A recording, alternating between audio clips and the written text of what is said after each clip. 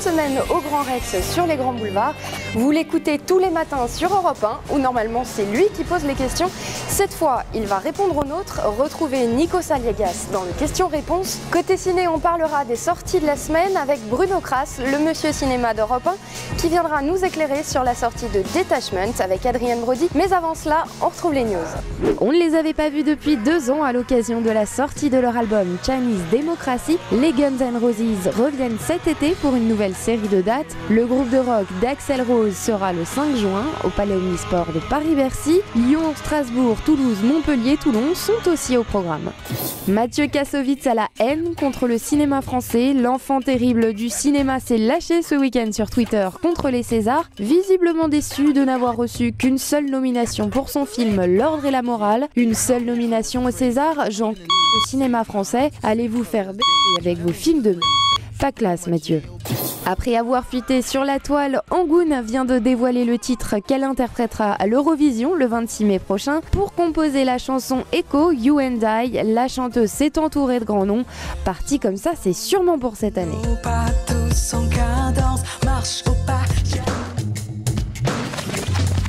Europe1.fr a sélectionné pour vous 3 films dans les sorties de la semaine. Elle, La Vérité si je mens 3 et Detachment. Elle s'attaque au thème de la prostitution étudiante à travers le regard d'une femme, Anne, journaliste dans un grand magazine féminin. C'est en menant son enquête qu'elle rencontre Alija et Charlotte qui se confient à elle sans tabou ni pudeur. Leurs confessions vont bouleverser sa vie à jamais. Le film aborde un thème délicat, sans phare et sans détour. C'est comme les clopes en fait. C'est difficile d'arrêter. Parce que d'un coup, j'ai de l'argent.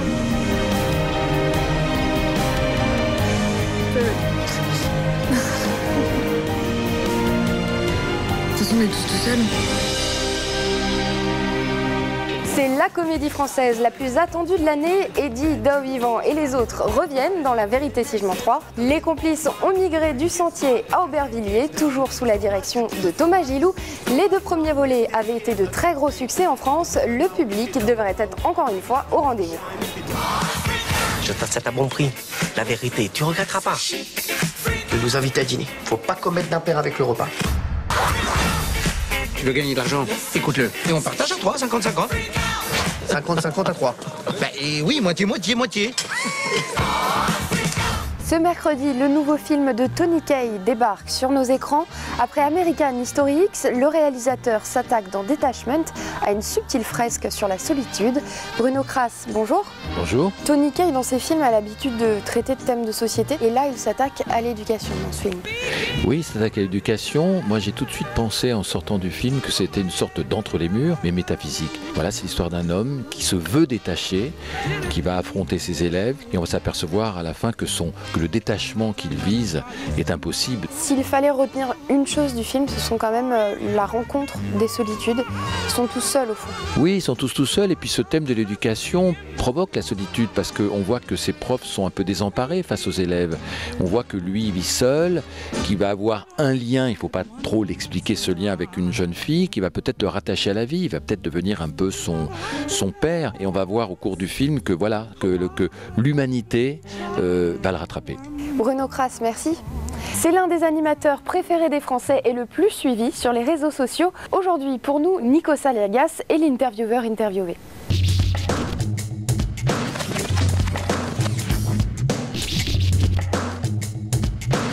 Si je n'avais pas été journaliste, animateur, j'aurais été prêtre.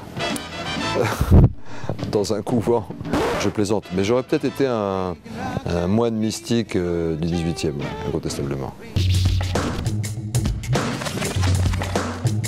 Nina Simone, Guetta, de la musique grecque beaucoup, Kazantzidis, j'écoute du classique, du jazz beaucoup, du rock du pur et dur, du Keith Richards, du Hendrix, des Rolling Stones. Peur sur la ville de Monsieur Verneuil, avec cette fameuse scène où Minos, l'assassin, tue la pauvre Rosie Bart. Paix à son âme, Rosie qui nous a quittés il y a quelque temps. Belmondo en commissaire, un peu grande gueule, avec sa gouaille, en cascade dans le métro. sur Twitter, la dernière chose que j'ai envoyée, c'était tout à l'heure. FF, follower toutes les personnes de bonne volonté. Voilà, c'est le vendredi, donc le vendredi on follow. Et sinon sur Twitter, j'envoie beaucoup de photos. Et la dernière photo que j'ai envoyée, ça doit être une photo de la Tour Eiffel, qui est une obsession quotidienne, parce qu'à chaque fois que je passe devant la Tour Eiffel, elle est toujours différente.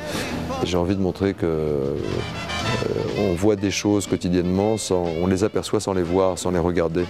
Nikos Aliagas que vous retrouvez dans la matinale de Bruce Toussaint et tous les soirs aux côtés de Nicolas Canteloup sur TF1.